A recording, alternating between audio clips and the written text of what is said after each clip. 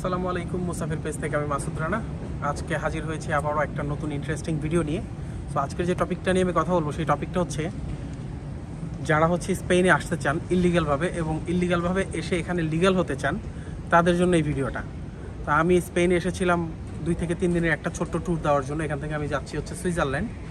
স্পেনে এসে আমার একটা ভাইয়ের সাথে দেখা হয়েছে। সেই ভাইটা ইন্ডিয়া পাঞ্জাব বাড়ি।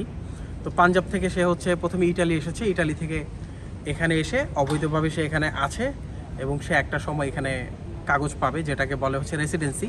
সেই রেসিডেন্সি সে পাবে, তার জন্য সে কাজ করে যাচ্ছে এবং তার জীবন কাহিনীটাই আমি আজকে তুলে ধরবো। তা আমি বাসে করে এয়ারপোর্টে আসছিলাম। এয়ারপোর্টে আসার সময় একজন পাঞ্জাব ভাইয়ের সাথে আমার দেখা হলো। সেই ভাইয়ের সাথে আমার কথাবার্তা হলো, হালচাল জানলাম। 16 লক্ষ রুপি সে খরচ করে প্রথমে ইটালি এসেছে। ইটালি থেকে সে স্পেনে চলে এসছে। সো ইটালি সে লিগালভাবে ছিল, স্পেনে কিন্তু সে লিগালভাবে আর রইল না, কারণ সে তো ইটালির ভিসা নিয়ে এসছে। তো যখন সে এসেছে সে লিগালভাবেই এসেছে এখানে, কিন্তু আসার পরে তার যেহেতু ভিসার মেয়াদ শেষ, সে ইলিগাল হয়ে গেছে। সো ইলিগাল হওয়ার পরে সে এখানে জবের যে একটা ব্যাপার, তো এখানে আপনারা মনে করেন যে আসলেই হয়তো পার্মানেন্ট হয়ে যাওয়া যায়, এটা না। এখানে পার্মানেন্ট হওয়াটা কত টাফ আমি সেই গল্পটাই বলবো। তো সে প্রথমে এখানে এসে যেটা করলো, একটা বাসা ভাড়া নিল। এখানে আগে একটা বাসা ভাড়া আপনাকে নিতে হবে। বাসা ভাড়া নিয়ে আপনার সেই বাসা ভাড়া কন্টিনিউ করতে হবে। চাকরি হোক, কাজ হোক, না হোক, আপনাকে করতে হবে। আর যেহেতু আপনি এখানে ইলিগাল, আপনি কোনো জব করতে পারবেন না লিগালভাবে, অর্থাৎ আপনার ব্যাঙ্ক অ্যাকাউন্টে কোনো টাকা দিতে পারবে না কোনো কোম্পানি, কারণ আপনি এখানে লিগাল না, জবের পারমিশন আপনার নেই। যার কারণে আপনাকে বাসা ভাড়া দিয়ে থাকতে হবে এবং কোনো একটা ইলিগাল জব খুঁজে বের করতে হবে, যেটা ক্যাশ জব। অর্থাৎ কোনো একটা দোকানে আপনি কাজ করবেন বা কোনো একটা রেস্টুরেন্টে কাজ করবেন, সে আপনাকে ক্যাশ টাকা দিবে। তো সর্বপ্রথম কী করতে হবে, আপনার এখানে জব করতে হবে। তো একটা জব, সেই ছেলেটার কথাই বলছি, যেই ছেলেটা এখানে জব করতেছে তার জীবন কাহিনীটাই বলি। সেখানে সকাল 8টার দিকে জবে আসে। সকাল 8টা থেকে রাত 12টা পর্যন্ত তার জব থাকে। এই যে 8টা থেকে রাত 12টা, তার মানে 16 ঘন্টা। এবং সে যদি বার্সেলোনা শহরে থাকে তাহলে তার বাসা ভাড়া লাগবে অনেক। যার কারণে সে বার্সেলোনা থেকে প্রায় 2 ঘন্টা দূরে, বাসে যেতে আসতে সময় লাগে 2 ঘন্টা, এতটুকু দূরত্বে সে থাকে। 9টা থেকে রাত 12টা পর্যন্ত ডিউটি, 15 ঘন্টা। এখন 9টায় ডিউটি থাকলে তাকে বাসা থেকে বের হতে হয় 6:30, অলমোস্ট 2.5 ঘন্টা আগে। তো 6:30টায় বের হতে হলে তার ঘুম থেকে উঠতে হবে 5টায়। 5টায় ঘুম থেকে উঠে একটা মানুষ, ধরেন 5টা থেকে কাজ শুরু, যেহেতু সে ঘুম থেকে উঠে গেছে, কাজ শুরু স্টার্ট রাত 12টা।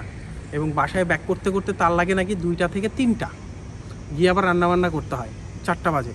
তাহলে 4টা থেকে সে 6টা বা 7টা, আমি জানি না কীভাবে সে ম্যানেজ করে। এবং কোনো ছুটি নেই, 7 দিনের 7 দিন সে কাজ করে। 7 দিন কাজ করে সে 4 ঘন্টা 3 ঘন্টা ঘুমিয়ে সে কন্টিনিউয়াসলি আজকে 2.5 বছর ধরে এই কাজ কন্টিনিউ করে যাচ্ছে। 7 দিনের একদিনও বন্ধ নেই। হয়তোবা কখনো একটু ছুটি সে ম্যানেজ করে হয়তোবা নেয়, মানে তার ভাষ্যমতে কোনো ছুটি কিন্তু নেই। তারপরে হয়তো দেখা যায় মাসে 1 দিন 2 দিন সে ছুটি পেতে পারে রেস্টের জন্য, কারণ মানুষের একটা রেস্টের ব্যাপার আছে, সেটা সে পায়, হয়তো আমাকে স্কিপ করে গেছে, হোয়াট এভার। বেতন কত পায় সেটা নিয়ে বলি। এই প্রতিদিন 15 ঘন্টা কাজ করে সপ্তাহে 7 দিন কত হয় আপনারা তো বুঝতেই পারছেন, 100+ আওয়ার প্রতি সপ্তাহে করে সে মাসে বেতন পায় অনলি 900 ইউরো। 900 ইউরো মানে বাংলাদেশি টাকা 1,20,000 থেকে 30,000 টাকা। 900 ইউরো দিয়ে তার পুরো মাসের স্যালারি। এই 900 ইউরোর জন্য একটা মানুষ প্রতিদিন 15 ঘন্টা কাজ করছে 1,20,000 টাকা বা 30,000 টাকার জন্য, যেটা একটা ইউরোপ কান্ট্রির জন্য এটা খুবই সিলি একটা অ্যামাউন্ট। যেহেতু সেই লিগাল, এই সুযোগটা এখানকার কোম্পানিরাও কাজে লাগাচ্ছে। বিভিন্ন রেস্টুরেন্ট, বিভিন্ন সুপার শপ, এরা কাজে লাগিয়ে কি করছে, তাদেরকে এভাবে করেই দিনের পর দিন ইউজ করে যাচ্ছে। এবং আপনি এখানে কাগজ পেতে হলে আপনাকে 3 বছর আগে বাসা ভাড়া দিতে হবে। এখানে অনেকেই মনে করেন যে এসে 6 মাস বাসা ভাড়া দিলে মনে হয় আপনার কাগজ পেয়ে যাবেন, এটা ভুল ধারণা। এখানে আপনাকে 3 বছর আগে স্টে করতে হবে। 3 বছর স্টে করার পরে, বাসা ভাড়া দেওয়ার পরে, এরপরে গিয়ে আপনি ডকুমেন্টসের জন্য অ্যাপ্লাই করতে পারবেন। হয়তো 2.5 বছর পরে করতে পারবেন, সেই কাগজ আসতে আসতে ঘুরে ফিরে 3 বছর লেগে যায়। 3 বছর থাকার পরে যখন আপনি এখানকার রেসিডেন্ট কার্ড পাবেন, যে কার্ডটার জন্য সবাই এত যুদ্ধ করে, সেই কার্ডটা আপনি যখন পাবেন, তারপরে গিয়ে আপনি এখানকার লিগ্যাল হলেন এবং আপনি জবের জন্য এলিজেবল। জবের জন্য যখন আপনি এলিজেবল হবেন, তখন আপনি ভালো স্যালারিতে এখানে জব করতে পারবেন। সেটা 2500 বা 3000 ইউরো হতে পারে বাংলাদেশি টাকায়, যেটা প্রায় 4 লাখ টাকার মতো বা 3 লাখ টাকার মতো। তখন গিয়ে আপনি এখানে মাসে 3 থেকে 4 লক্ষ টাকা ইনকাম করতে পারবেন। কিন্তু সেই 3 লক্ষ টাকা ইনকাম করার জন্য আপনার 3 বছর আগে এখানে গাধার মতো খাটতে হবে। যারা লন্ডন থেকে অনেকেই এখানে চলে আসেন পালিয়ে, মনে করেন যে লন্ডনে কিছুই নেই, এখানে আসলে অনেক সুবিধা, তাদের জন্য আমি মেসেজটা দিলাম। আর এই যে 3টা বছর আপনি যেখানে থাকবেন, এই 3 বছর কিন্তু আপনি দেশের মুখ দেখতে পারবেন না। শুধু ইউরোপের হয়তো এই 27টা কান্ট্রি আপনি ঘুরতে পারবেন, তাও কিছু কিছু কান্ট্রি ছাড়া, কারণ কয়েকটা কান্ট্রিতে পাসপোর্ট দেখতে চায়, পাসপোর্ট দেখলে আপনি ধরা খেয়ে যাবেন যে আপনি ইলিগাল। সো এই 27টা দেশ ছাড়া আপনি কিন্তু এর বাইরে যেতে পারছেন না। আপনি এই জায়গায় বন্দি 3টা বছর, ফ্যামিলি শেষ, সব কিছু থেকে ছিন্ন ভিন্ন হয়ে এখানে কিন্তু আপনাকে সেটেল হতে হচ্ছে। আফটার 3 ইয়ার্স যেটা করতে হচ্ছে, আপনার আসতেছে কি রেসিডেন্ট কার্ড। এই রেসিডেন্ট কার্ড দিবে আপনাকে 2 বছরের জন্য। 2 বছরের রেসিডেন্ট কার্ড পাওয়ার পরে কিন্তু আপনি এখানে সিটিজেন না, আপনি কিন্তু এখানকার পাসপোর্ট পাচ্ছেন না। আপনাকে জাস্ট একটা রেসিডেন্ট পারমিট দিয়েছে, থাকার একটা অনুমতি দিয়েছে এবং কাজ করার পারমিশন দিয়েছে। তারপরে যখন 2 বছর শেষ হবে, আবার 5 বছরের জন্য আপনার রেসিডেন্সের জন্য অ্যাপ্লাই করতে হবে। তখন তার আপনাকে আরও 5 বছরের রেসিডেন্স পারমিট দিয়ে দিবে। এই 7 বছর যখন আপনি এখানে রেসিডেন্ট পারমিটে থাকবেন, তারপরে গিয়ে আপনি এই দেশের পাসপোর্টের জন্য অ্যাপ্লাই করতে পারবেন।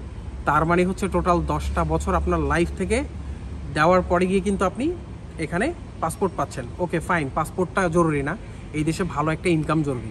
সেটার জন্য আপনাকে 3 বছর স্ট্রাগল করতে হবে। 3 বছর পরে গিয়ে কিন্তু আপনি এই রেসিডেন্ট কার্ড পাবেন।